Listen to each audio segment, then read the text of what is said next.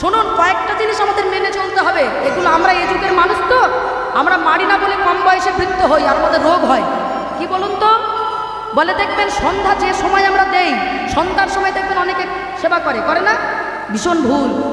সন্ধ্যার সময় যারা সেবা করে, অনেকে দেখবেন আমার সন্ধ্যার সময় বসে বসে বাড়ি ঘুমোয় না? বলে তার জীবনে রোগ আসবেই আসবে। আর রোগ আসা মানে আর এবার বৃদ্ধ হওয়া থেকে কেউ আটকাতে পারবে না। কি মায়েরা, কারোর যদি অতিরিক্ত শরীরে রোগ হয় তাহলে শুধু বৃদ্ধ হবে। এটা গেল প্রথম। আর দ্বিতীয়টা হলো পরনিন্দা পরচর্চা করা যাবে না।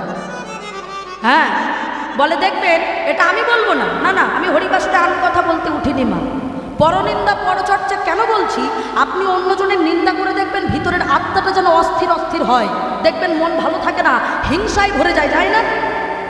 কিন্তু আপনি পরনিন্দা পরচর্চা বাদ দিয়ে আপনি সারাক্ষণ দেখুন হরিনাম করুন, আনন্দ করুন, দেখবেন আপনার জীবন যেন একদম আনন্দময়।